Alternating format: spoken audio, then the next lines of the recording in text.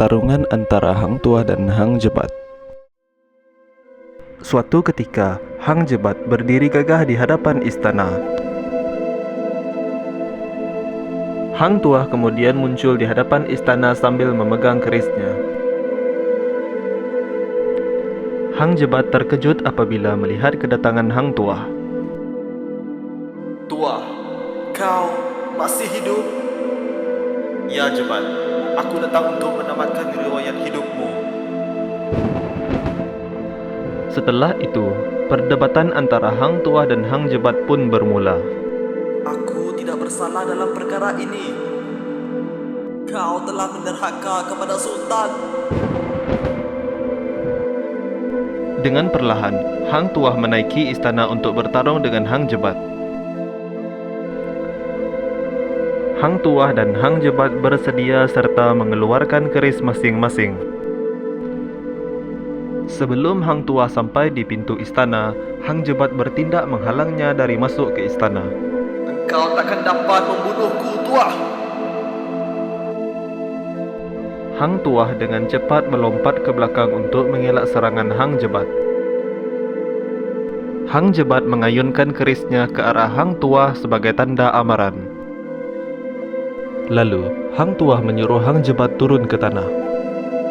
Kau berani, Jebat? Turunlah ke tanah. Kita selesaikan semuanya di sini. Hang Jebat enggan menjawab seruan Hang Tuah. Sebaliknya, dia bersembunyi di belakang pintu istana. Dengan langkah pantas, Hang Tuah menaiki tangga dan terus memasuki istana. Hang Jebat berundur ke belakang setelah melihat Hang Tuah berdiri di pintu istana. Pertarungan pun bermula. Hang Tuah cuba mengenakan kerisnya ke arah kepala Hang Jebat.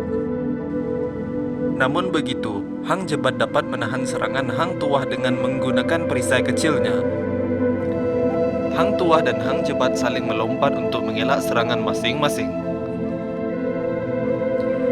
Hang Tuah terlalu lemah dan bertindak melemparkan kerisnya kepada Hang Jebat. Keris Hang Tuah terlekat di dinding. Pertarungan terhenti seketika. Hang Tuah dan Hang Jebat saling melihat keris yang terlekat di dinding. Hang Jebat mengambil keris tersebut dan memberikannya semula kepada Hang Tuah. Hang Tuah dan Hang Jebat kembali berlawan dengan sengit. Semasa dalam pertarungan sengit, keris Hang Jebat pula terlekat di pintu. Hang Tuah dengan pantas berlari ke arah Hang Jebat. Hang Jebat cuba mengambil kerisnya dengan segera. Setelah keris berjaya dicabut, Hang Tuah dengan serta-merta menikam belakang Hang Jebat. Akhirnya, Hang Jebat tewas dan mati dibunuh oleh Hang Tuah. Maafkan aku, saudaraku, Jebat. Hang Tuah membiarkan mayat Hang Jebat terbaring seketika. Dia terus berjalan keluar dari istana. Hang Tuah terus berjalan menuju kepada Sultan Mansur Shah. Hang Tuah duduk menyembah Sultan Mansur Shah. Sultan berasa gembira atas kejayaan Hang Tuah. Sultan Mansur Shah memberikan anugerah berbentuk persalinan kepada Hang Tuah sebagai tanda penghargaan. Hang Tuah dan pengawal-pengawal istana berjalan ke arah mayat Hang Jebat.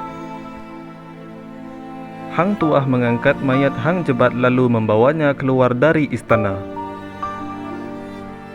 Setibanya di tebing, Hang Tuah segera membuang mayat Hang Jebat ke dalam laut. Keluarga Hang Jebat, yaitu anak dan istrinya, turut dibunuh. Rumah Hang Jebat dirobohkan dan dihancurkan. Akhirnya, semua bahagian rumah Hang Jebat turut dibuang ke laut.